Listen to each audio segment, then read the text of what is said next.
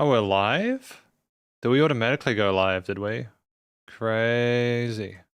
We might already be. Let me just check how small that is. Yeah, that's kind of small, isn't it? That is kind of small. Am I big? I am big! Yay! Awesome! Am I in screen though? I am in the screen though. Yay! Good. Sup, Jacob? How are you doing? Welcome to today. Oh, right, I gotta edit this. I gotta edit that. Sup? Sup RC, isn't it? Weber 1128? RC, if I don't remember correctly. Apologies if I do misremember. It's been a while. Hard to remember. Because again, YouTube gives people the ats as opposed to they're like usernames. Hopefully you're all well though. I actually don't know if the mic's in a good position. So let me just let me just get that full screen, yeah? Don't think there's anything untoward in there. Here we go. Oof. Edit hat. There we are. Okay, it has been a while. What's been happening, RC? What have you been doing? Thank you to Jacob for the request there. We have a song now on Spotify. Maggots for Brains by Olivia Rodrigo looks pretty gross, if I'm honest. I'm not a massive fan of that one. It can be either. I'm okay. I'm here to check out people's tracks. If we switch over to here, we got 1.5 hours of this today. Video, audio, we can do either. What I will note though, is that if we do YouTube, it may result in a copyright block, which, as you and I both know, is not ideal. So if you are thinking of sending through a track on YouTube, and if you know if anyone in the history of the universe has had their song copyright blocked, like if it's been they had their stream copyright blocked, please do not send it through via YouTube. We can do Spotify, okay? Hopefully that's okay. Yeah. I hope it will be, Jacob. I look forward to reviewing it. How are you? Is yourself and the family well, Jacob? Hopefully good on your end.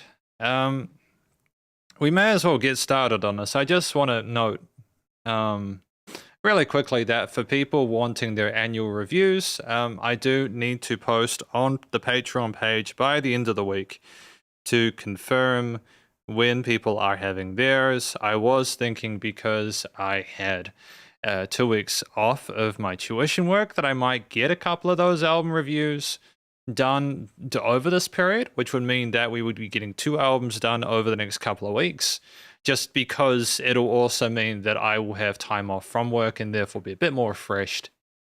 Sometimes at the end of the month, I'm a little bit kind of I'd like to avoid that if I'm reviewing people's favorite music, you know? Sorry to hear things are going. Oh, what's this? Sorry about that. Hopefully things improve for you soon, my dude. Unless of course it's good that work is busy. It may be. What are we doing? You know, we probably could just have that smaller. Yeah, we could. I don't know. I'm trying to figure out what looks good. Maybe 3. Does that look okay?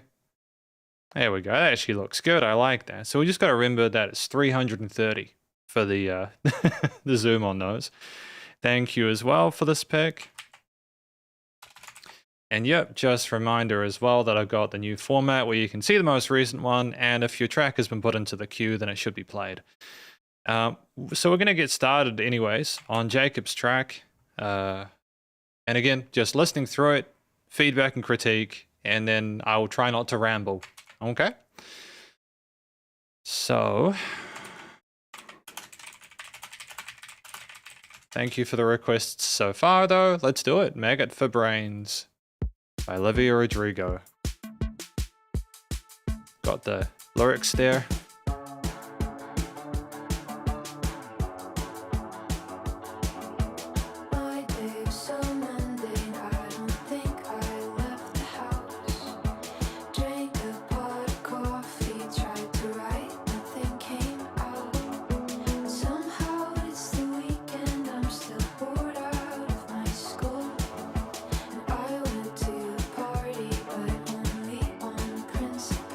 Kind of reminds me a little bit of Billie Eilish for some reason. I'm not as familiar with Olivia's work.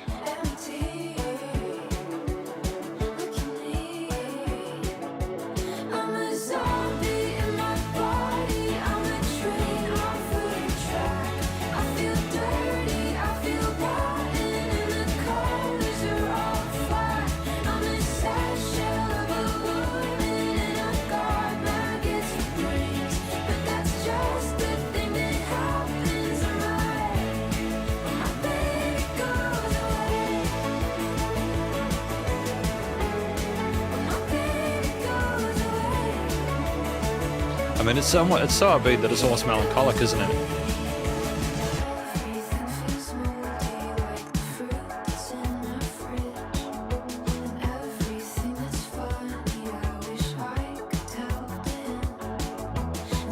What's up, Carl? Welcome to the live stream. Hopefully you're well.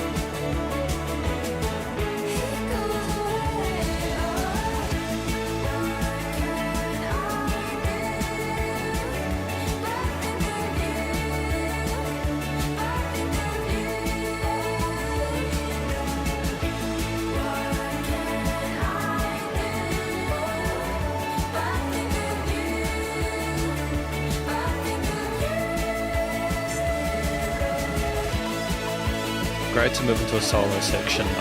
I dig that.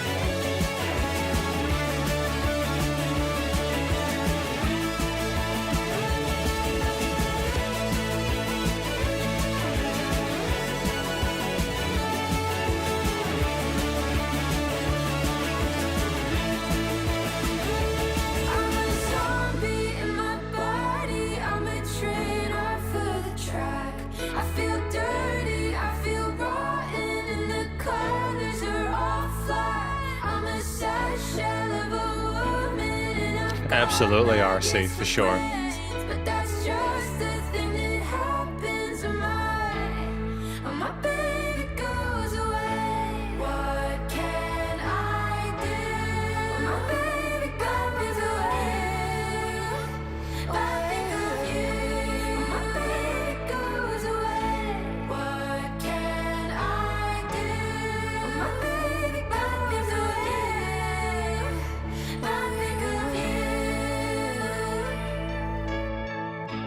The honky-tonk piano with the flanging and filtering on it is kind of dreamy sounding. It's interesting. It kind of reminds me a bit of like a brain fog. You know, like when you're really, really tired and your brain's not working the way it needs to and you're struggling to get things out.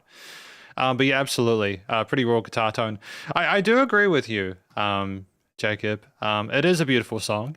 So in each of these post-track sections, by the way, we're going to give an overall song analysis of everything from lyrics and vocals all the way through studio production, as well as any applicable constructive critique, and then finally my general thoughts from a listener's perspective.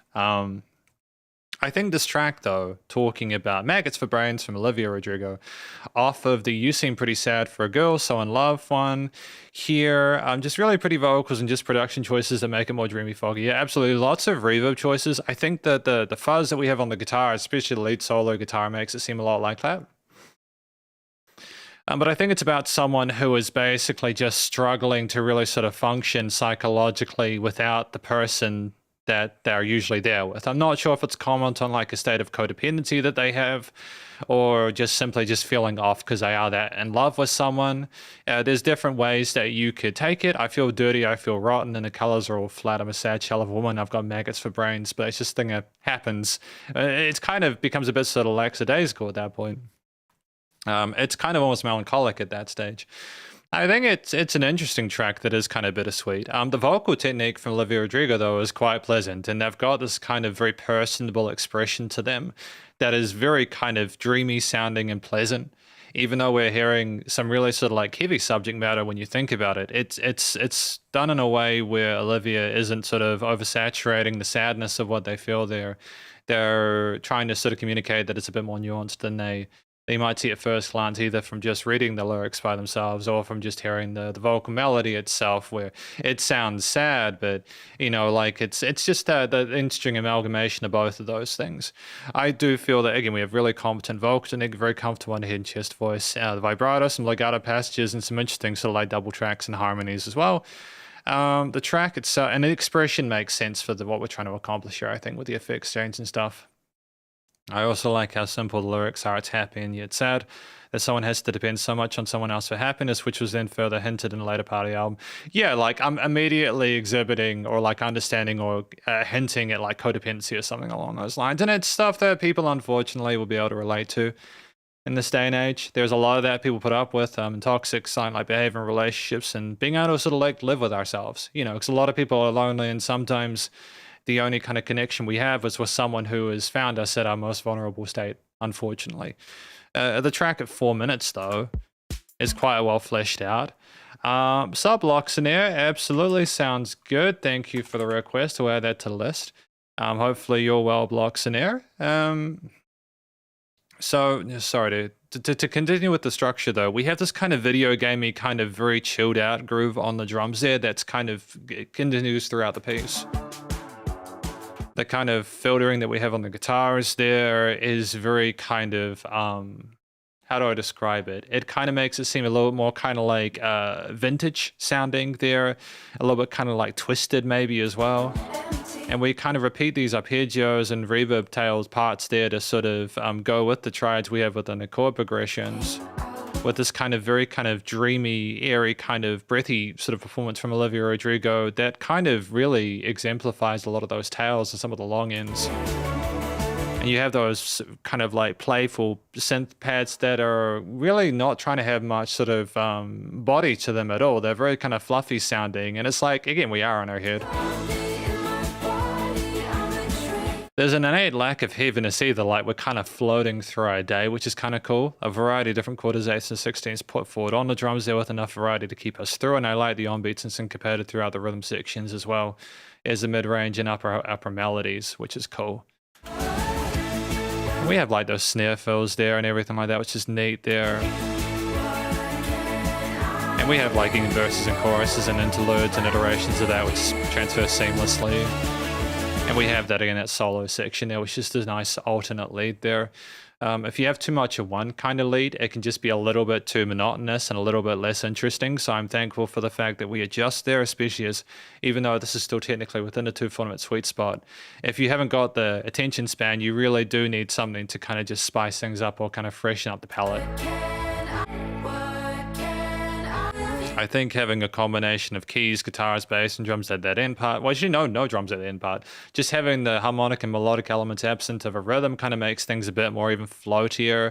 They're adjusting things further in terms of the instrumental diversity and intensity there.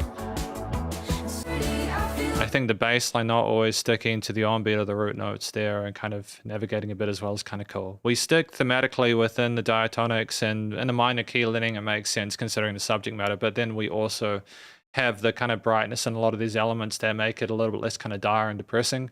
I think this is maybe Olivia Rodrigo trying to sort of like create a middle ground, an equilibrium with the audience that they have, that she has, and I think that's a smart idea there. You just maybe don't want to commit to the bit too much.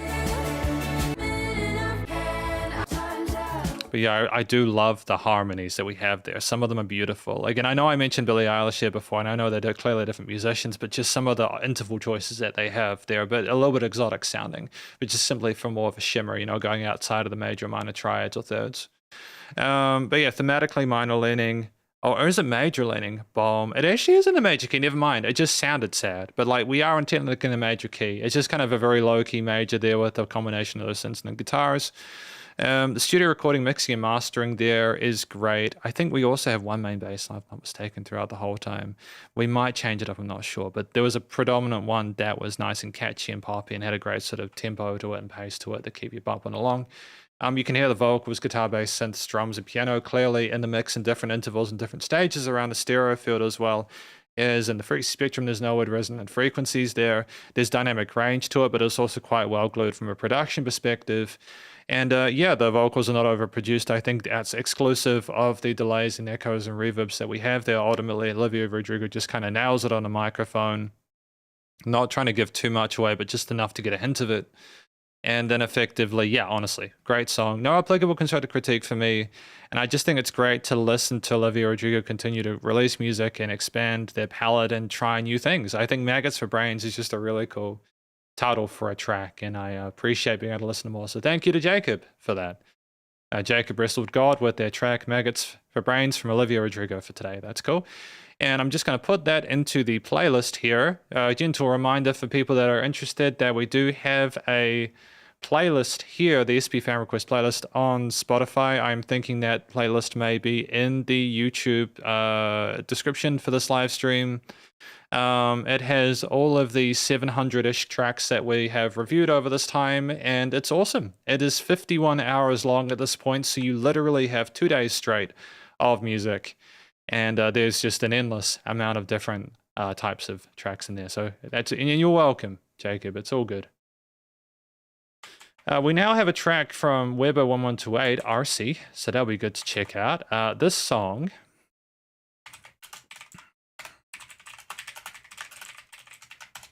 And apparently, yeah, I would imagine it would be. This album is just a really good breakup album. I can only imagine. We haven't listened to it yet. This is I Put a Spell on You from Nina Simone. So let's do it. Track number 2 for today. Thank you, hi P2K. Hopefully you're well. How you doing? That was in the wrong order, but you got the idea. Youngblood's got some interesting stuff going on at the moment. People have been saying that Youngblood is an industry plant, but I just don't know if I see that. I just think either way he's a great vocalist, and hopefully he can find a bit of relief from the drama. But yeah, this is Weber128's pick for today. Nina Simone Put a Spell on You. Let's do it.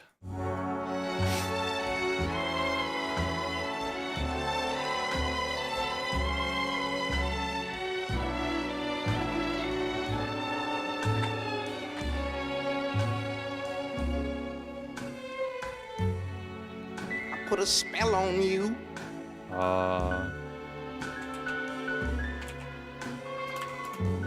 Cause you're mine.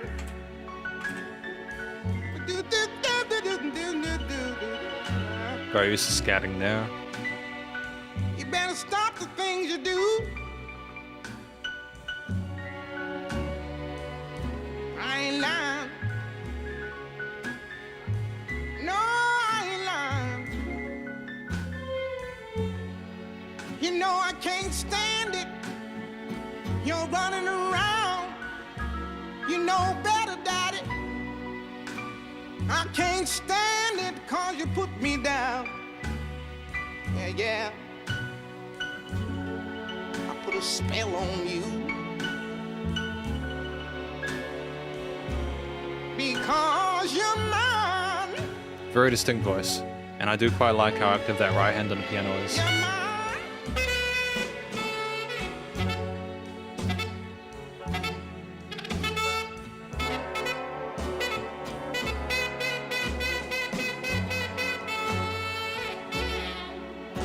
Yeah, yeah. Oh, yeah.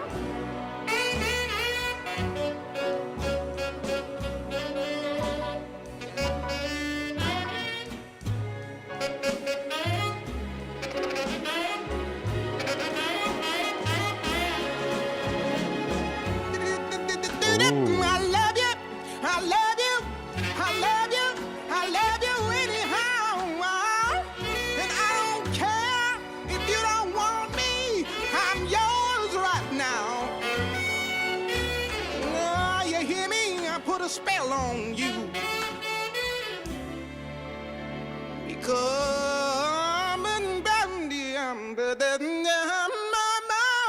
you're mine. Wonderful vibrato there.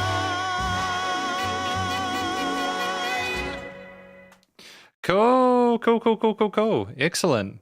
I enjoyed that. Nice and short and sweet, but a great track. Nina Simone with I Put a Spell on You from Weber 1128. Let's talk about this one. Absolutely, Blue Dinner Box, you're welcome to request. I'm going to keep going for 1.5 hours or until my throat starts to feel like sandpaper because, again, when you teach 6 days a week and do the voice fiber stuff, you got to respect when you're either coming down with a cold or something like that. You got to keep your vocal cords in check. You know what I mean? Karl von Uber, we can do that. We just have to put that in order. So who is that by, Karl von Uber? Who is left behind by? Once I know, we can add that, but you are a couple of tracks in the future. Anyways, we're going to continue talking about I Put a Spell on You. So I Put a Spell on You by Nina Simone. Cool. Thank you. Thank you for that. So I Put a Spell on You by Nina Simone is about a woman, Nina, trying to try and tame someone who they're in love with. And this person is just hurting them. They're doing terrible things. They can't stand it. They can't cope with it. They're hers. They're hers. You know, I love you high and wide. If you don't want me, I'm yours. You know, I don't care if you want me. If you don't want me, I'm yours right now. You hear me? I put a spell on you because you're mine. We have that development there. We have someone talking around how kind of the person's behavior and how we're still committed to them whatsoever. And it's a very kind of like sincere, vulnerable, and sort of like emotional performance that in the truest sense where Nina's voice is incredibly distinctive. We're very comfortable in our head and chest voice. Our vocal technique is strong. And we belt these notes out. And the quality of it, I think, is a lot of what makes this very special. I'll just put the art up there so you guys can see that. That's the album that's off. I adore the performance partially because of the fact that not only do we play these instruments well, we sing well, we have great sort of head and chest voice and vocal technique, but we also in our vocal range that the notes come through so clearly and they're captivating. Granted, a lot of the instrumental components around it and the composition in general allows for a lot of space for Nina Simone to do their thing. Like they're clearly not fighting with things too much. There's a very sort of traditional solo structure where you have like the brass, for example, on the far side of the stereo field with Nina in the center there, and I think that's sensible. But just the way that we whether we're scatting or we're singing or we're kind of like ruminating around certain notes there, it just sounds like we're really trying to get these words out and we're really calling out to this person. And I appreciate the authenticity of the performance in addition to it just sounding cool.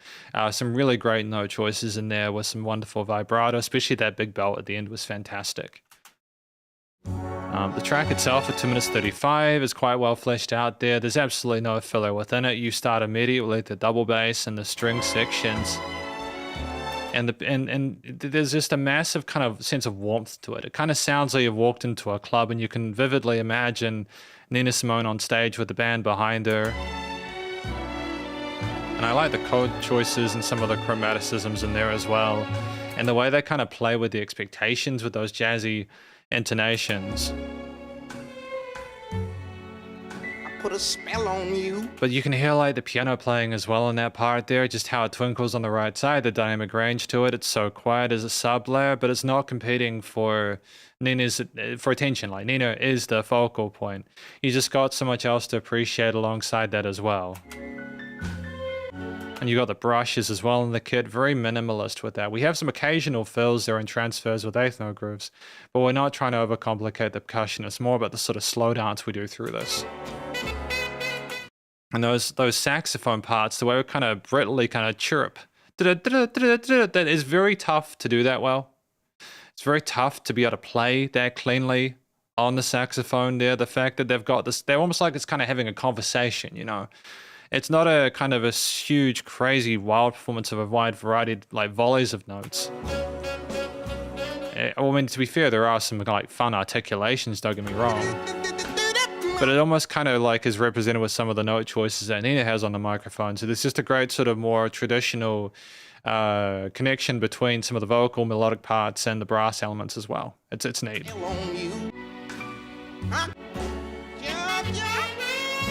Yeah, and there's the call and responses and other elements as well there. You hear me? I put a spell on you. Yeah, call and response is pretty huge in this one as I'm listening back to, I'm hearing that a lot. And I think that's just sensible. There's a lot of space in some of these lines for a saxophonist or someone else to come in with a lot of the kind of whole notish kind of feels going with, again, the strings kind of dreamily floating along there. Again, ruminating alongside the extensions, the chord progression, the bass providing an additional bit of rhythmic kind of push whilst being relatively subtle. And then the drums kind of like undercutting things.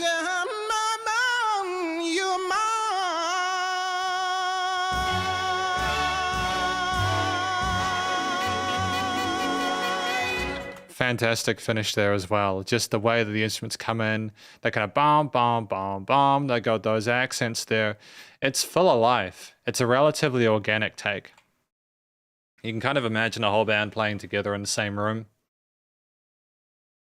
Yeah, no, great song. Really great song. So ultimately, I think that Nina Simone nails it on microphone. The kind of verse chorus kind of verse thing you've got going on there is great from a structural perspective, with the different sort of lead elements there kind of highlighting the individual strengths of those instruments alongside it there. Authentic to the genre thematically. It has some, it's a minor leaning one, but it has some what do you say? It has some kind of like parallel majors and other elements there at the end, where it's almost sort of suspenseful rather than trying to sort of tell you that it's in a good mood, you know.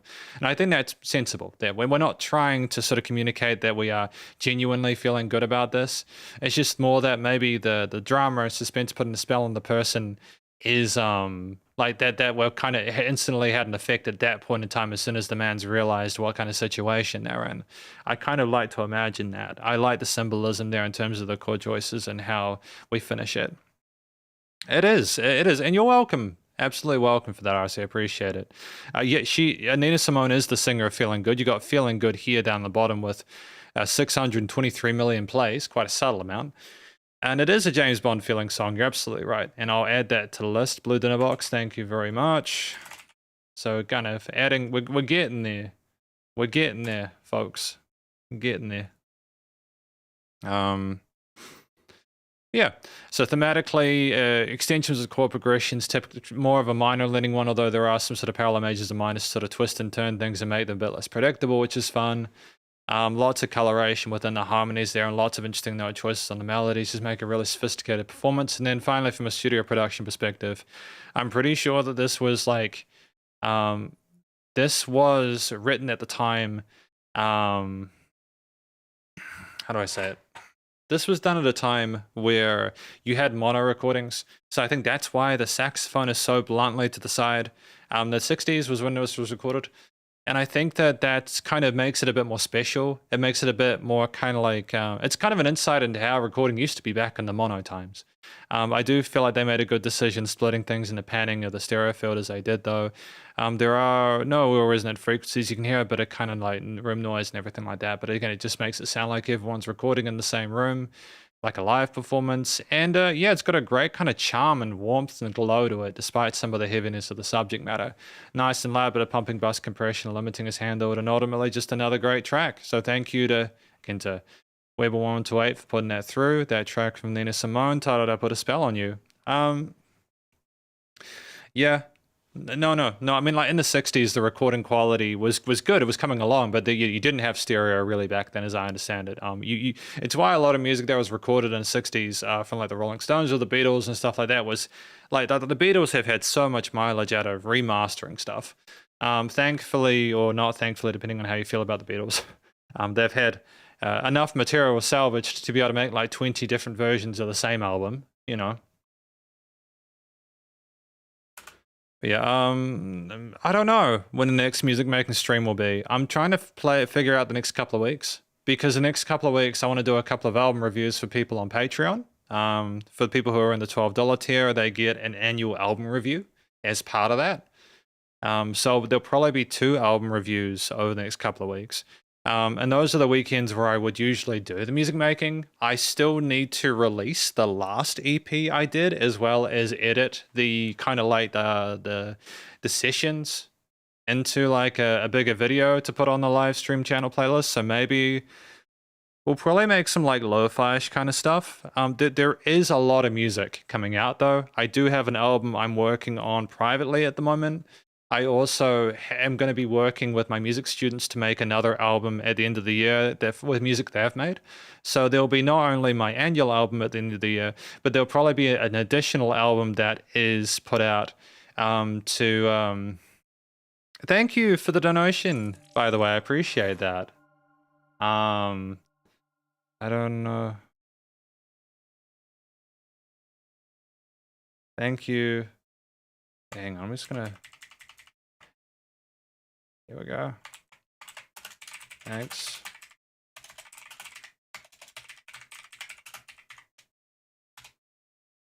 Make that big. You're welcome. Thank you for the donation. I appreciate it. Very kind. Yeah, it's good to be listening to people's music again. But yeah, there's a few albums coming out at the end of the year. And there'll probably be another EP on my end as well for my electronic stuff. I've really gotten back into making electronic music, but we'll talk about that more when we get there. For now, we have another track. We have a track from Block Scenario. Garden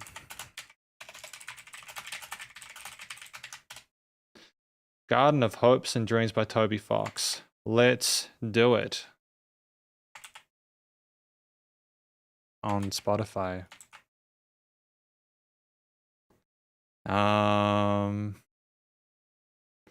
Yay! Is it this one?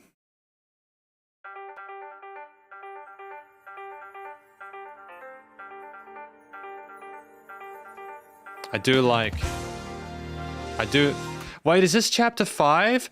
Oh, is this the new one? Is this the new chapter? I haven't played it yet. How did you find it? Have you played it?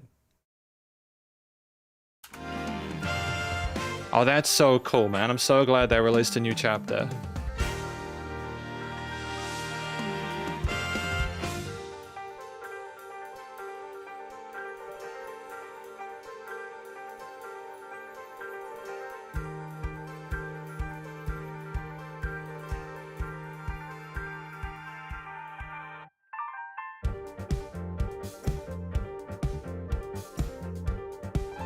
It's connected to Delta in Chapter 5 if I understand correctly.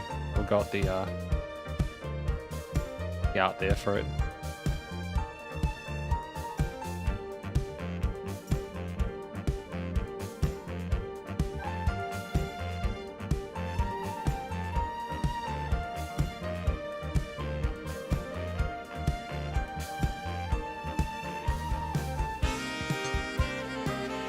Oh, that saxophone's fantastic, dude.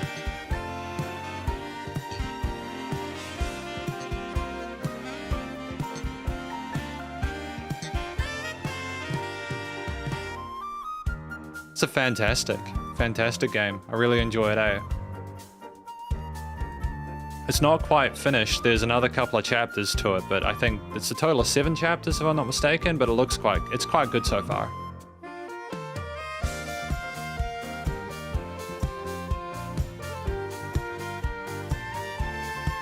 Beautiful harmonies there.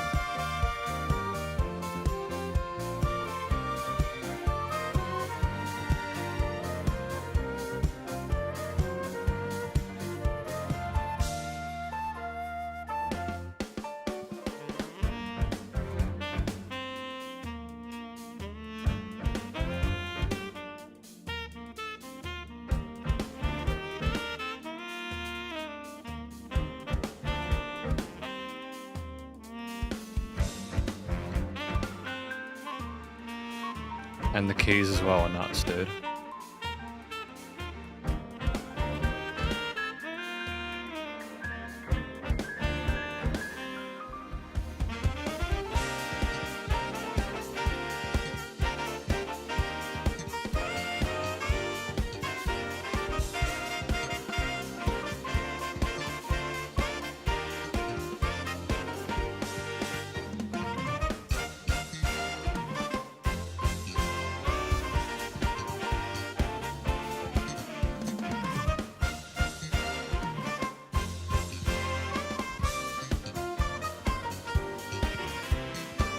I do like the swing, because I think there's like different versions of this one. I don't think this is the original one. I think this is like a remix of it with a more kind of a jazzy feel to it. Could be wrong though.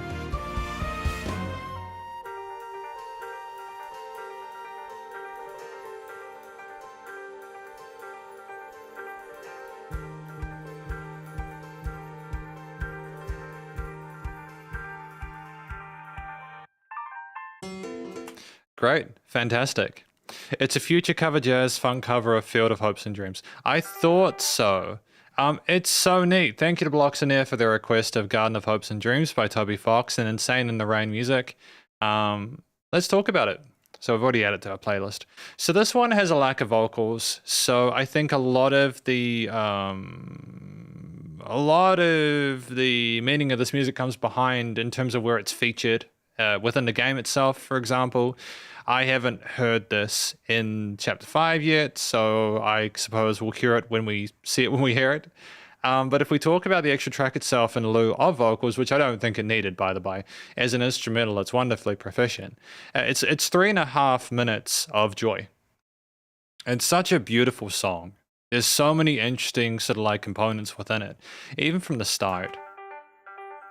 Just the Toby Fox especially is, you know, I'm familiar with some of his work from Undertale, as well as even the Pokemon games when he was working on some of those, and you know, Deltarune. Some of my favorite music, video game music, is from these games. He's very talented, and he knows how to get the most out of melodic parts from like keys and stuff like that. He knows to go outside of the triads and explore the scales, and kind of he knows the importance of really kind of meaningful hook lines and melodies there to kind of get stuck in your head. Though he can do that with the instruments, not just words, you know, like a lot of people kind of rely on. But just like the use of pads to kind of bring things up here is fantastic at the start, and we have like the brass go, and we have the kind of glow from it. It's very kind of strong sounding, but also because of the way it's mixed, it's also kind of understated in a weird way. It's almost like a quiet start to a big band performance or something like that, you know? And you have like the filtering and like the background there, and it kind of makes you seem like you're rising up to something, and you've just got so many interesting elements off the bat. Like it's got like the kind of like there's no music I've heard from Toby Fox or like where it's like abrasive or in your face and kind of smashing at you. That's not the way that they produce stuff. There's like a lot of depth and nuance if you kind of look more closely into it. And like when you listen to again like the flutes and the woodwinds and the jazz and the punch and glow of the kicks and the bass and everything, like with the slap bass there going between those octaves, it's just really neat, you know. And it's a very complicated arrangement. There's a lot of technically kind of difficult parts on the keys within their solo sections, or the saxophones as well there. And the fact that you can have two different instruments kind of feeding off each other, playing like wild quick stuff at the same time, knowing where the niches are to be able to put those is just testament to their capacity as musicians and as composers.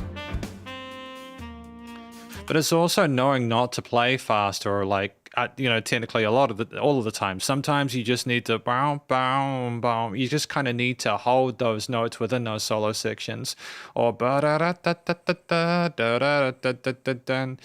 don't know if I mentioned this before in reviews.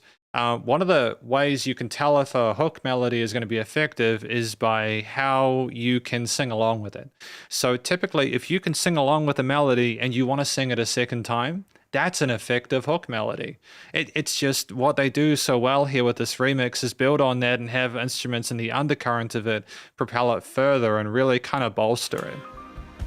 But just all these other little quiet notes and legato parts and all the little twinkles and glissandos and sort of like trills and other fun parts, and the keys just like and elevated. And you've also got some tom fills and other elements within the chord section. But you've also got like the kind of the swing feel of the drums as well, with those offbeat hi-hats as well. And the saxophone popping off with like dynamic range as well, some of those accents that you have. And those syncopators, bam, bam, bam, da da da da, bam, bam. It's just it's just a joyous song. And again, even without, Garden of Hopes and Dreams, you kind of imagine a garden filled with hopes and dreams and really kind of positive, happy things. The music replicates this. You can listen to the title and go, that makes sense with it. Again, you do not need the words like a vocalist to lead you along when music is written well, you know?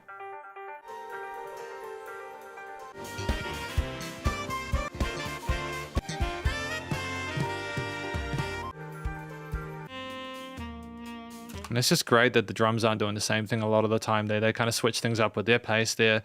And the instruments take turns coming in and out. But you leave this track in that 3.5 minutes feeling wonderfully kind of spoiled in the sense that you've had like a really wonderful time listening to this reinvention of the theme. And even at the end there, with the bell trees and sparkles and pads, and those quiet kicks and everything like that, it just makes you wonder what you're leading into next. In fact, it seems to me with how it goes into Raikuichi Buster, it just goes straight into that. And again, vivid memories of the game itself with how that music ties into things there. It makes me want to play it again. And if anything, I feel like that's probably the most kind of successful element, is that the soundtrack makes you want to play the game. So ultimately, with the variety of different instrumental ideas we have going on within it, as well as the main motif being kind of like major leaning there, but without like a cheesy kind of major where like we're really hearkening on the positive kind of like CFGA kind of stuff. It's basically a song where it plays with some minor leanings and then kind of pulls out of it there and kind of takes you soaring along with it. It's the joy that comes with a lot of the instruments that are featured within it. It's the way that everything kind of glows. And it's also the studio production as well there. Even though we have some complex chords and sort of like some jazzy extensions there and some modulations and stuff like that add a bit of sort of like a nuance to it emotionally. It's like the way that the brightness of things, the way things rise up with the rises and special effects, the way that, again, the keys, the bass, they sparkle, and the bass even has like a kind of punch to it through being a slap bass. If it had been a double bass, it might have been a bit more grounded, but we have a kind of a oomph and kind of grit to it with the slap bass, It's those textural choices as well that are really important. But just as a closing note, I just want to sort of like say that in terms of like, it sounds like a video game soundtrack. Like it sounds stylistically similar to a lot of what I've heard from other games from Toby Fox. And I think that if you'd used more, how do I say this? They don't sound like they've room recorded those as acoustic or analog instruments across the entirety of the board there. I'm not sure what instruments they're using or how he produced this. He might have used saxophone. I don't know. There's just a kind of a video gamey kind of synthy feel to some of those elements that I think just adds a bit of sort of nuance and sort of joy to it. It's tricky. I'd have to know more about it to comment on that with certainty, but ultimately, nice and loud. Bit of pumping, bus compression, limiting is handled. Stereo, free spectrum, well fleshed out. Music surrounds you in the headphones, and very well done. Thankful to have heard more of that. Thank you to Blocks there for sending through that track from Toby Fox, as well as Insane in the Rain music, the song Garden of Hopes and Dreams. Awesome. And just confirming we've already added it to it. That is good. Okay. So I think we are going to do...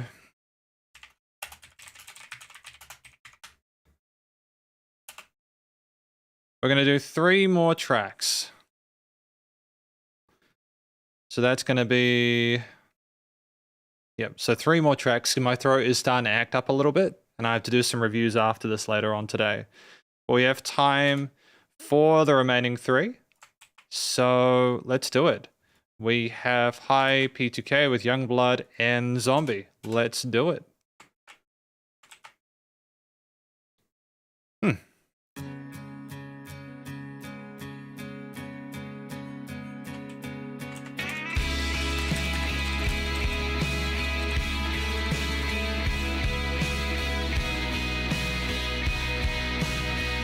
Thank you to High P2Q for this.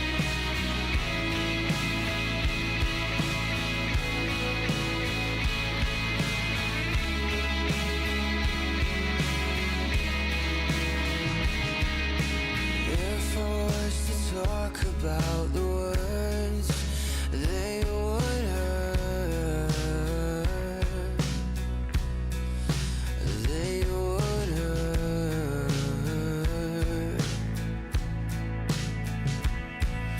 if you were Oh, to okay. ask about the pain, 3 times. I would lie. I would lie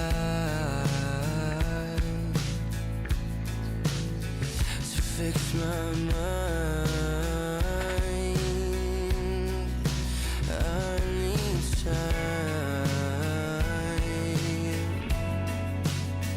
but it's running out. It's running out. I know that I can't live without you. Oh. This world will keep turning if you do. Would you even want me? Looking like a zombie. Would you even want me? Want me? Want me? We could catch a spaceship to the moon, but we'd crash. It wouldn't last, because the world is just a figment of the So how are we gonna develop it from here, though? a blank stare. They don't care. So say your prayers. You're almost there, but it's running now. It's running out. I know that I can't live without you, but this world will keep turning if you do. Would you even want me? Looking like a zombie. Would you even want me? Want me? Want me? And lead off, trade off to a guitar.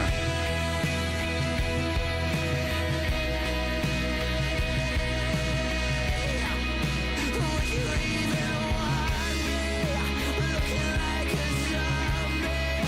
Would you even want me? Want me? Want me? His vocal fry is visceral, though, isn't it? Every moment, believe me. Would you even want me? Looking like a zombie. Would you even want me? Want me? Want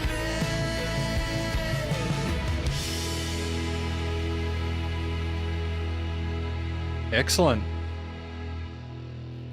So that was interesting. That was Youngblood by Zombie. I'm more familiar with, thanks to Hi P2Q, by the way, for the request.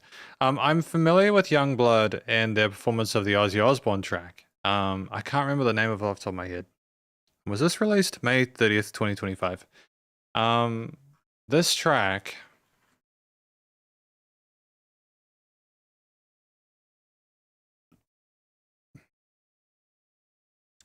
I don't know. This one's a little more poetic, isn't it? If I was to talk about the words that would hurt, that would hurt. So if you'd ask about the pain, I would lie, I would lie. To fix my mind, I need time, but it's running out, it's running out. So, I mean, if we talk about, they're going through some trials and tribulations in terms of like psychologically, you know, whatever pain they're going through, it's difficult. Maybe they feel like a zombie because of what's going on. And they want to be in a life with this person, but it's just difficult for them to kind of maybe imagine a future with them. They talk about the spaceship to the moon, but then they talk about it not lasting, and to not taken for granted, but not knowing if they want them regardless. It's interesting.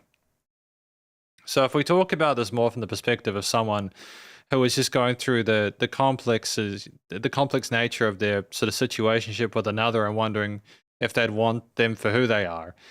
You have a vocal performance where it's incredibly vulnerable. Like, it's almost like they're naked as they sort of sing this. It's completely unfiltered.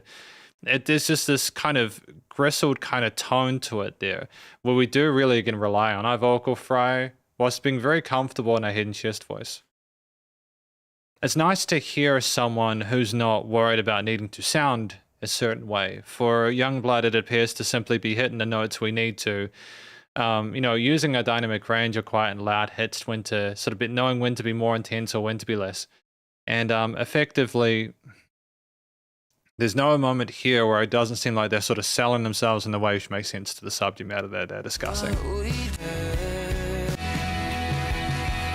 And you just hear them, whether they're in their lower or higher range, they oscillate within the mix. The music comes up, the emotions swell, but ultimately they're left in a position where you know they're hurting. And they just aren't sure if they want them. And it's done, structurally speaking, in a way which is pretty easy to follow along with. There's nothing super controversial or game-changing in regard to the way that the song is laid out. You have those guitars at the start, double-tracked on the sides of the stereo field there. A very inoffensive sort of like steel string guitar harmony there that sets the mood in a kind of more sort of grounded sort of featurette. As we go into the distorted guitars there, without being too heavy, kind of floating in a mid-range ether, you have the vocals alongside it. And the bass is relatively subtle underneath that. You've got the drums alongside it with some snare rolls and stuff like that, but ultimately it's all about that eighth note groove and what's kind of propelling it forward. You have an irregular nature to some of those verse stanzas though. We kind of have 3 iterations of it, and then we kind of take a break, and then we maybe move back into it. And this is something where almost like we kind of feel like we're stumbling over our words, or just kind of catering the structure and feel of the track to what we think the track needs, what the vocals need. So it's clearly very vocal focused, not just from like a literal lead melody perspective, but also from like a directional thing. But I do like the chorus though, and just how huge that sounds. Have I listened to Sleep Token? I have, but I haven't listened to enough of it to really sort of know whether I like them or not. So it might be something that I check out a bit later on. Is that pinned? Yeah. Whether it be like an album or something you'd recommend from them that I can maybe check out at some point. I know that they're like great musicians and they're very skilled on their instruments. I've seen like the drum versions and everything like that. The drum is pretty wild as well. But yeah, Zombie at the moment. I like the fluffiness of those guitars and how they contrast the cleanliness of those steel strings. It's heavily pushed. Like, there's not a lot of dynamic range in the chorus parts, and they kind of make it seem like the person is drowning. But I think a lot of the interest for me personally is in that vocal texture and timbre, because outside of that, the guitars, bass, and drums are more, I think, to be kind of like a bit more catchy and inoffensive. There's no real challenging sort of like chord progressions or bass lines or anything like that. I think that when we go into that very wistful sounding guitar line there, that solo section, that with the reverb tails and the slides and everything like that, it's nice and sort of easy to follow along with, like, for sure.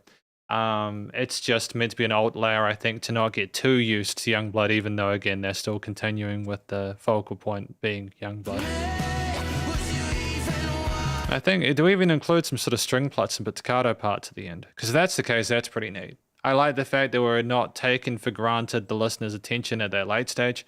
There might have been subtle strings earlier on. I could have just missed it because of the focus and the first listen bass, the guitar, bass, and drums, etc. But I think going up in the range for the strings anyways, and that end part was good primarily because it sort of incentivized people to kind of expect the lower end, and then as it goes into the high, you just kind of feel like you're being signaled out. But yeah, nice. The guitars ascend, the strings come out of it. And you got that big old bombastic room compressed fill at the end, and there you have it. And you're done. And it's good.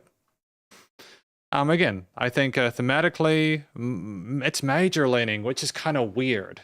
I'm trying to figure out why it's major leaning, because the subject matter is inherently minor sounding. It's almost like we're trying to make a pleasant song for people to listen to, but also that, like, we are not, how do I say this? It's like we're happy, we're trying to make it sound like a pleasant, easy to listen to track, to maybe sort of like not be too dire. Maybe we're kind of concerned that the audience wouldn't sort of accept it if we were too minor with both the chord progressions as well as the story that's being told. But yeah, very, very good song regardless. I quite like it.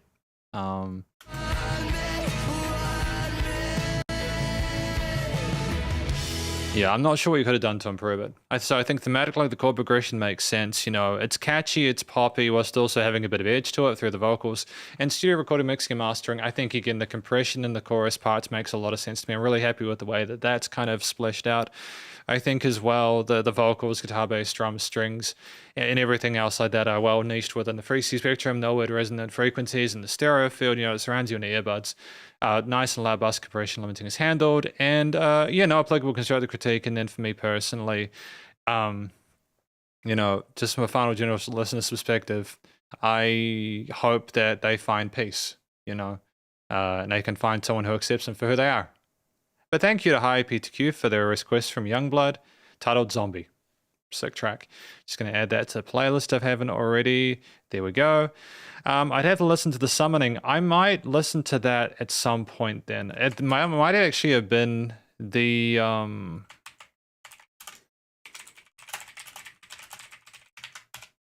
The Summoning might have been the drum performance I watched. I could be tripping though. Carl von Uber. Thank you for your request though. We've got 2 more tracks. It won't let me edit it. That's okay. Let's do it. What is Grandson Left Behind? Yeah, cool. Death for an Optimist. When she asked me where I'm from, I catch my tongue before saying I'm American. It's getting embarrassing. Freedom's running up a fever. Thank you for your recommendation though, Butterfly Effect. I appreciate it. My heroes need a rework or they're in the freezer. I'm feeling like I don't have a reason to believe in. Lying on the pavement, they're leaving me behind. I'm bleeding out. I don't wanna move on, but I don't wanna get left behind. Wasn't expecting those drums. I don't wanna move on, but I don't wanna get left behind. I wanna lead a generation, but the train's about to leave the station. I don't wanna move on, but I don't wanna get left behind.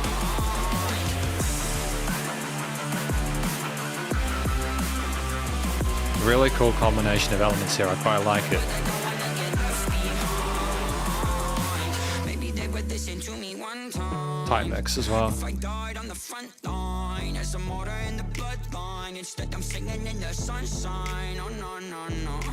I talked to an old man, he said listen son, I too thought I'd start a revolution. If you don't die young, then you live to see that which you fear is that which you become. I'm feeling like I don't have a reason to believe in. Lying on the pavement, they're leaving me behind. I'm bleeding out.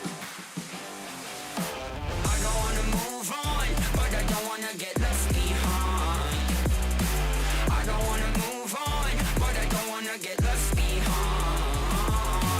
I wanna lead a generation, but the train's about to leave the station. I don't wanna move on, but I don't wanna get left behind.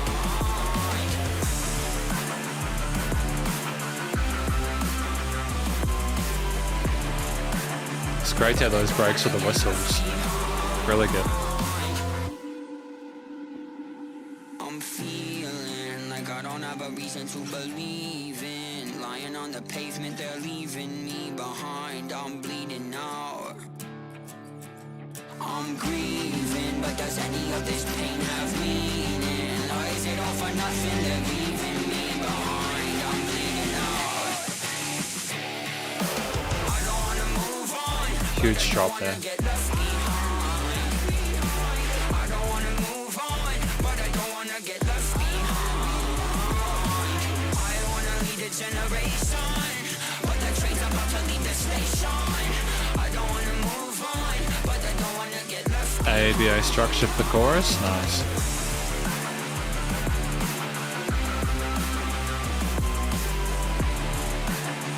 But I don't wanna get left behind.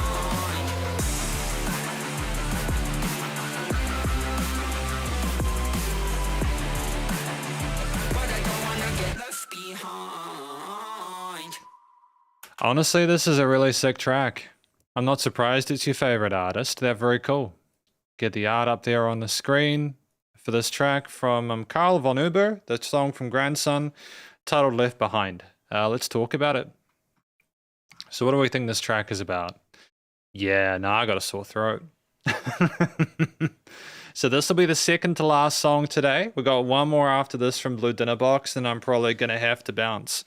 Sorry, jaywalking. I'm just having been talking a lot recently, and I need to talk less. So I got to be careful of my voice box. It gets a bit sore sometimes, you know.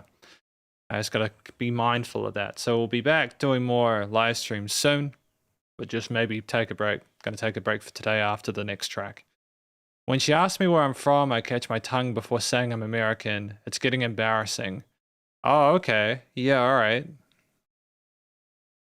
Freedom's running up a fever. That's good wordplay. I dig that. All my heroes need a reworker though in the freezer. Like, he's really clever.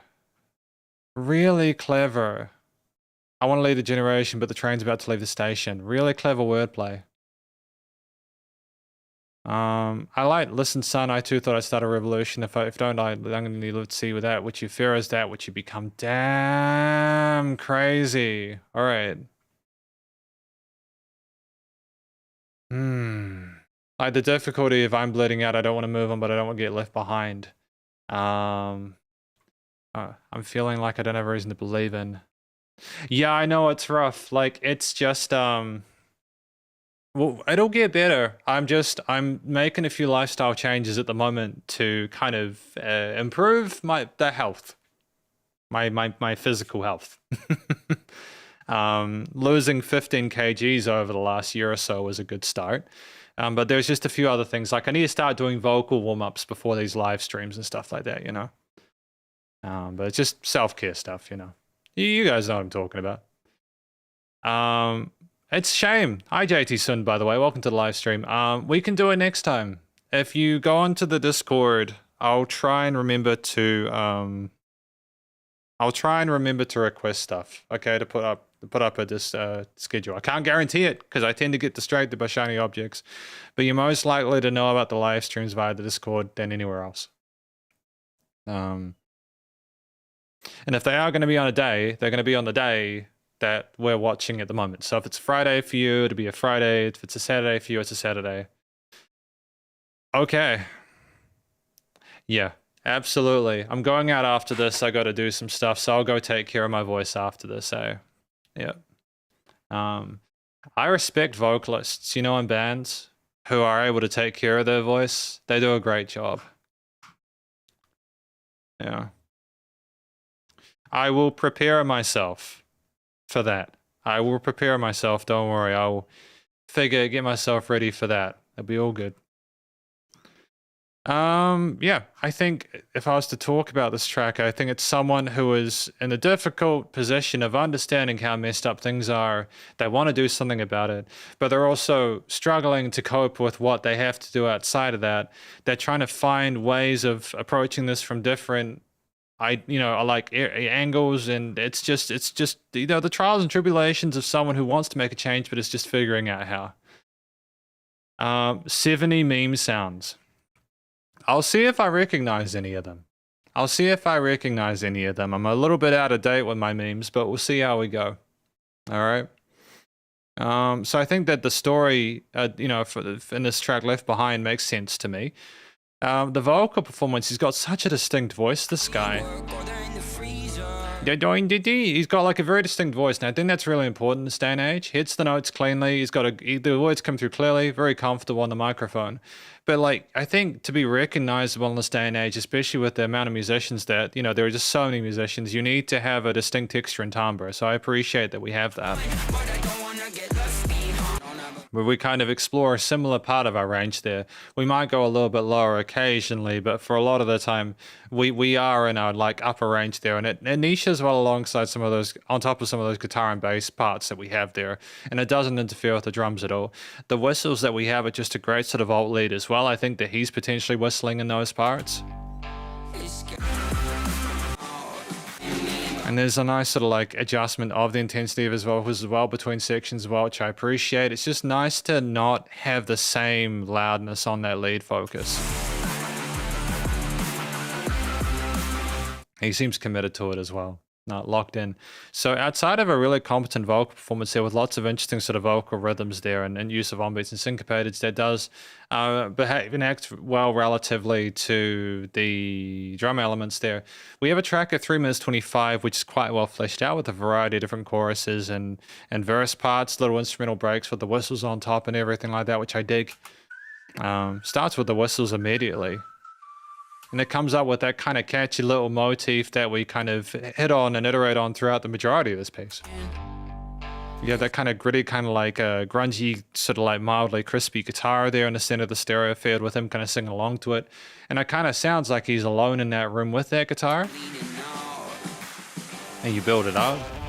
And it goes so wide in the stereo field at that point. The chorus just becomes huge sounding. And it's just such a nice way to split the track out and kind of make it sound huge. I think some of the synth sounds that you have as well are great, in part because of how they just contrast with a lot of the kind of like gritty analog elements of the piece. And the drum samples that we have with the really punchy kicks and snares there, the production on them is tight. And you just sig so neatly between risers and bass elements and stuff like that, with the side chaining being quite eloquent. But I like that the 808s and the kicks and the claps and stuff like that are relatively subtle when they need to be, and that we use different loudnesses of them between the verses and choruses as well. We really are paying attention to having dynamic range from a studio production perspective, as well as a compositional one. But yeah, no, the way the guitars soar and roll around the ether in the mid-range is good. And we even have some of those synth ideas coalesce with the whistles that we have, and we build on that second instrumental break in a way that's very satisfying there. It's just a nice bit of sort of like logical development there. And you even have the kind of clicky, kind of trappish hi-hats where, like, with the kind of rockish kind of precedent, just a few different styles of music that are amalgamated here in a way that does work quite neatly. I haven't really listened to a lot of music like Grandson, but I do really dig this style, like, genuinely. I think a lot of what works nowadays is trying to find your own sort of unique kind of combination of elements there. But it also helps that thematically, you know, I don't know whether it's major or minor. I don't think it's minor sounding. I can't imagine this like the minor key being the main sort of root chord for this. I think it's major, and you have some kind of parallel majors in some of these chord progressions as well, which is kind of neat. They're kind of really it's almost ironically harping on the happiness of those kind of like guitar parts and sort of synth parts in a way that's sarcastic in comparison to what we're discussing. So I think that's a neat idea. It's major in spite of itself there. The parallel majors just add a bit of zest and sort of spice to it amongst all the kind of grainy, fizzy textures. And I think the aggression of some of those drum parts, especially, as well as the distortion on the guitars and stuff, illustrate the mood we're in, the frustration quite well. So even though, again, it's major key oriented there's a bit of kind of nuance to it, which I appreciate, and it makes it's quite clever. Studio recording, mixing and mastering wise, fantastic in terms of the overall leveling of the piece. I like the way that the music spreads out in stereo field. It goes from like the middle and the part with like the vocals, the guitar and the start, and sort of goes nice and wide when the double track guitars, bass, synths and stuff and whistles come in later on, the choruses. So that's really neat. It's got a real sense of dimensionality to it. It's also kind of cool to just have the actual, again, dynamic range of the piece be kind of palpable. It does literally go down with some quieter hits and then come up with some louder ones, which is really, really cool. The side chaining on the kicks and stuff is really nice, as well as the snares or clap sounds. And the vocals aren't overproduced. There's like a bit of filtering and reverb and EQ on them and stuff like that, but it does still leave their natural kind of cadence and timbre in there, which is nice. So ultimately, professional, commercial grade in terms of the production side of things. Very happy with this track in general. No applicable constructive critique, and from a general listening perspective, I think we've listened to Grandson once or twice, but I do think I'd enjoy listening to more of it. So thank you to Carl von Uber for putting this track forward from Grandson, and I'm glad to know that there is a lot more cool tracks from them as well. I'm glad. We have one more track for today, though. Hey, you're welcome. Thank you for sharing it. Hey, it's great to be able to listen to your favorite tunes. That's literally the purpose of this. And I think that I appreciate people for being okay with Spotify as well. I know YouTube is fun because of the videos, and I mean that sincerely. It's just that it sometimes gets us copyright blocked. I've got one more track today. This is the last track. It's Blue Dinner Box. So we're going to get that up on the board. And I'm going to get myself some hot ginger tea, as recommended. Thank you for those who recommended that. Charlie XCX. Let's do it.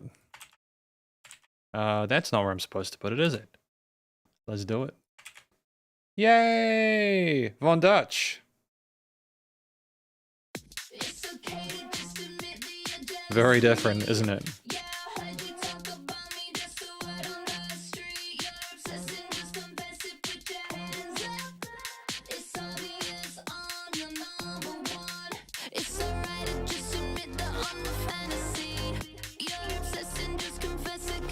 Oh, I like those synths.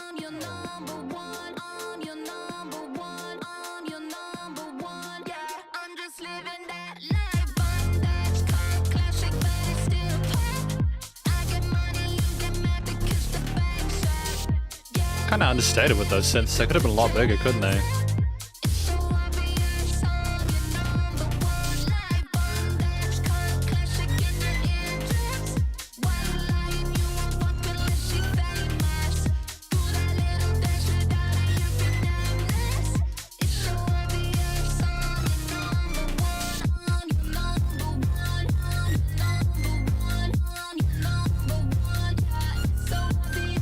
Sorry to interrupt. This is like there's some really cool old school bassy tunes in this album, Brat. I know it's been a while since quote unquote Brat Summer, but like, I do like the elements there.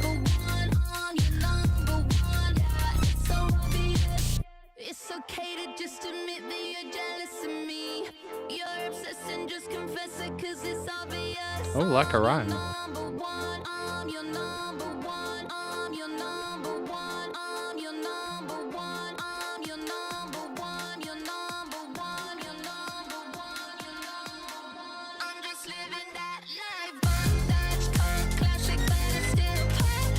Potentially next weekend for the next live stream, eh?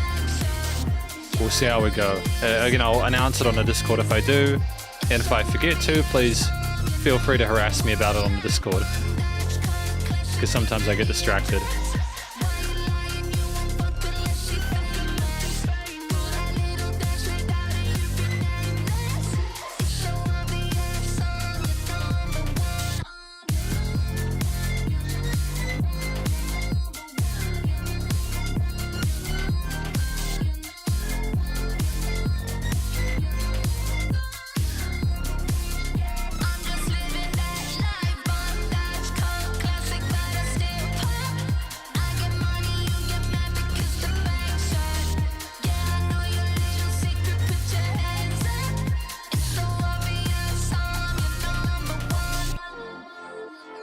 What does the song mean though?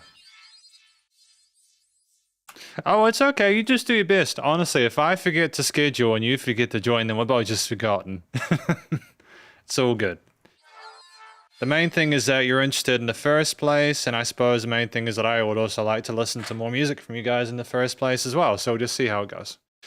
But that was Blue Dinner Box 1370 with Von Dutch, Charlie, the track from Charlie XCX off of the Brat album. Crazy streams. Billions of streams. Crazy. All right, let's talk about it. What is this track about? Last track for today. It's okay to just admit that you're jealous of me. Yeah, I heard you talk about me. That's the word on the street. Right, I get it. Okay. So basically, it's about someone wanting to be them, and they're jealous of them because they want to be them.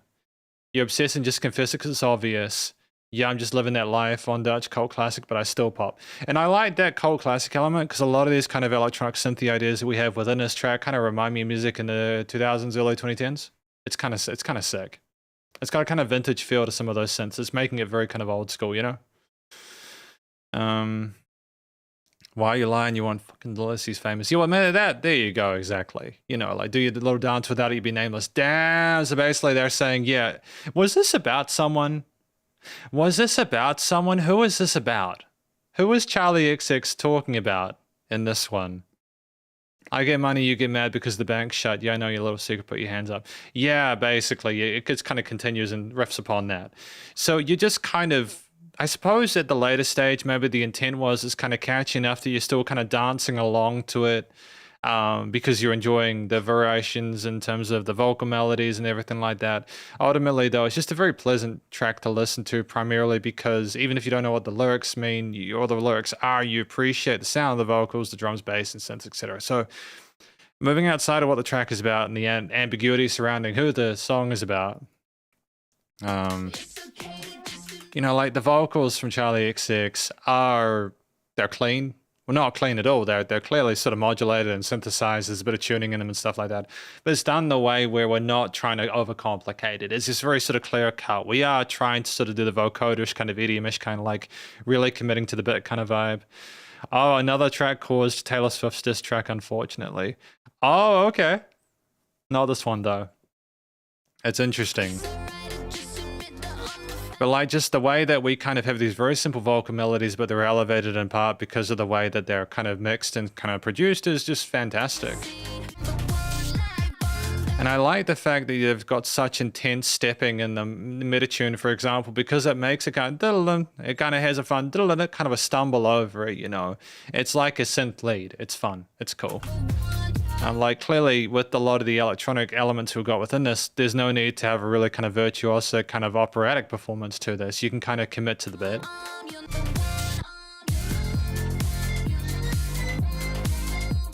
It definitely has that kind of like electro aesthetic to it.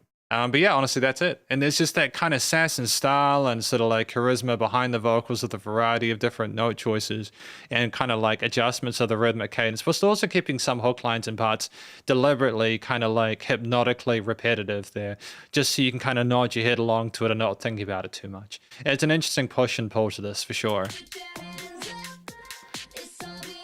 Nice use of echoes and other bits around the place, and ultimately, yeah, it functions well as a focal point within the piece. At 2 minutes 44, it's nice and short and sweet and doesn't overstay its welcome there. If you appreciate the first 30 seconds of it, you'll appreciate the remainder of it too. You got that kind of very kind of like ultimately like in lieu of this, of Charlie XX being involved, you could listen to this and kind of listen to it like it's any sort of like house track over the last 20 years. But you have this kind of like the animosity with the wow, you know, wow, and you got that kind of basic kind of pull to it. And it's also the lack of trusting people to have the attention span to last more than like a second without vocals. It's almost like because of a lack of low end, you are almost paying more attention to it because you feel like something's coming. As you hear those basses start to pull up around the 15-25 second mark, and you have the basses and the side chaining come in after that, well, you know, you've just been kind of pushed right into the thick of it, you know. And I like the fact that the synths evolve and that they are not just one specific sound, that their envelope allows them to extend and twist and writhe within a stereo field and frequency spectrum. I think in general, that's just a far better way of doing things than to maybe have the synths just remain a constant kind of static tone. Like have a portamento to it and sort of like explore different bass lines to it. It's very cool. And we have the kind of gradual rise and then we kind of come back down again and we keep a similar kind of feel to the hi-hats and the kicks and snare 4/4 patterns, whilst occasionally getting rid of the kicks as well to make things kind of float with the production. The bass line coming away and kind of pushing back in when it needs to. Yeah, exactly. But it gets to a point where you can kind of listen to the halfway point and hear similar elements near the end. It's almost kind of like produced like a electronic track, like an EDM track there, with the kind of halfway point being the epitome, like kind of like an extended mix there, except with extended mixes usually being about, you know, 5-6 minutes long, because you need more than 30 seconds to do a transition sometimes when you're DJing. Yeah, the subtle use of rises or some other notes, kind of like not reflecting the low end there, but kind of hinting at the drop to come is kind of neat. Yeah, great. It's mesmerizing. It's not overcomplicated, compositionally very satisfying to listen to. It's just a quote-unquote groove vibe and aesthetic there that's similar throughout a lot of the tracks that Charlie XX has in this Brat album. There, it's fun. It's a fun song that's kind of very kind of sassy, and it reminds me a lot of the music from the early 2010s, which had a similar kind of attitudinal aspect to it. It was kind of very sort of like kind of bitchy and catty, but like in a cool way, like not in a like a sort of super self-serious way or anything like that. I think it's neat. I think again it's one of those situations kind of like the previous track where it's major kind of keyed in terms of the theme, but it's not trying to be too major sounding. Like it's just meant to be sort of like fun and invigorating and exciting, and the push of the percussion and the foot of the floor thing just kind of gets you grooving and dancing along to it. It's almost like Charlie XX is inviting the person that they're making fun of to just kind of get lost in the music that they're making, and I think that's pretty cool. I think that's a fun concept. And like, even though we have parallel majors and stuff like that to kind of commit to the major, it also doesn't come across as cheesy or like too happy. So I think like both Grandson Left Behind and Charlie XCX's Von Dutch, they combine things quite well. Sub 2 of 13 official, how you doing? Welcome to the live stream, hopefully you're well. We're just finishing up this last review, this last track today from Charlie XX titled Von Dutch before I go get myself some ginger tea because my throat's a bit messed up. But hopefully you're having a great weekend or a great start to the weekend so far. So yeah, thematically major leaning, but it's not a cheesy kind of major there, I think, because of the note choices and the lack of really trying to, it's like, I think there might be some minor leans in the vocal melodies and the hooks and stuff like that. As well as the subject matter, just kind of inferring that. I think you kind of get that subconsciously. Yeah, ginger tea, absolutely. I don't know about you. After this, I'm getting some ginger tea. I'm just going to go vibe. Going to go vibe and maybe play some Diablo 4. Hopefully you all have got some plans for the weekend that are fun. I am a druid in Diablo 4 and I just blows everything up with thunder now, and it's good vibes. Good vibes. Okay. And it doesn't involve talking. Playing Diablo 4 unless you're getting grumpy with the game. Studio production, recording, mixing, mastering. Just as a final note with Von Dutch, I do like the way that things have been leveled within this. I like the flexibility, the room that the synths have to breathe on the sides of the stereo field. I like the bass response to it. I think the side chaining of the kicks is great. I like the vocal modulation and chains on Charlie XX as well. I think they have a nice amount of compression limiting to them. The echoes occasionally, as well as the tuning on it, makes it sound more sort of, again, more synthetic. They're kind of suiting a lot of the other surrounding instrumental elements as well. Nice and loud bass compression limiting is handled. No applicable constructive critique, and honestly, at some point, I think I might just review this album, if I'm honest. Again, I know I'm really late to the party, but ironically, if I'd reviewed it close to the time, it might have seemed like pandering. So yeah, I think it's dope. I mean, to be fair, if I've done a kind of a spicy review of a Taylor Swift album, surely I can review a Charlie XX album, right? But thank you to Blue Dinner Box 1370 for the track from Von Dutch titled Charlie XCX. Oh, fair. Where are you on Elden Ring at the moment? Is it the main game or the DLC? Because the DLC is absolutely feral. The DLC for Elden Ring is brutal, especially Radahn at the end. Just going to add that to the playlist, actually. Sorry, there's two of me here. I'm confusing things, aren't I? There we go. Just a gentle reminder as well to people that are interested. We do... you can do it. Let me know how you go with Melania, because Melania's good fun. It's not technically cheating if you use a soul tier. I basically made a build when I played that was a rock, and I just took damage, and then eventually I got the katanas that bled, and so I used the soul tier with the dual katanas, and it was like a shield and katana, and it was just, yeah, she died pretty quickly after that. But at some point when I've got the courage, I'm oh, you got her and the secret dragon? Nice, good job. That's awesome. Well, I wish you all the best with that, eh? Just for anyone that's interested in looking for new music, we literally have 700 tracks here. So if you're looking for new music, it's here. There's 2 days of music here if you're looking for new tunes. You can put it on shuffle. You will literally never know what you'll find. Never know what you'll find. What I will say, though, is that, and thank you to a 15 official, 13, sorry, to a 13 official. It was a sick build. I tend to do builds where I just have a crap ton of endurance and I just take damage and get hit. With Diablo, I couldn't do that because with Diablo, I'll go small. With Diablo, you just can't. When you're versing Mephisto, the final game boss, he will just tank you no matter what. They've got insta-kill attacks, so you've just kind of got to focus on attack for that. So it's a different experience, but still fun. So thank you, by the way, to everyone who submitted tracks for today's requests. We had songs from Jacob WrestleGod, as well as Wibble1128, Blocks and Air, High PTQ, Carl Von Uber, and Blue Dinnerbox 1370. Thank you to all of you for putting tracks forward. It's been fun. Personally, for me, I liked a lot of these tracks. My favorite might have been Garden of Hopes and Dreams by Toby Fox. Actually, no. I liked the Nina Simone song, I Put a Spell on You. I thought that was quite cool. So we'll get that up. Yeah, but I also like Left Behind and Charlie XCX. I don't know. I'm gonna go with Von Dutch by Charlie XCX. So that was my favorite track for today. So I'm gonna leave that playing out at the end. Thank you for watching the live stream, though. Hopefully you enjoyed it. If you did, please go show the various musicians and artists involved in this song via their various social medias. And stay cool and stay safe. And please remember to support your local musicians and artists at one time, as they need to help more than ever with all the crazy stuff going on in the world. I may do a live stream next weekend that it will potentially be you too, Carl Von Uber. If I do a live stream next weekend, it'll be on the Discord, and I'll try to. Sorry for hitting the mic. I'll try to do that tomorrow. If I don't, please feel free to mention in the Discord chat, hey, you needed to schedule this, and I will schedule it. Okay? God bless you too. Thank you. There we go. That's it. Yep. God bless everyone. Stay cool and have fun. Have a great weekend, alright? And if I see you next weekend, I'll see you. Either way, stay cool, Shredders. Spider hands out. 3, 2, 1.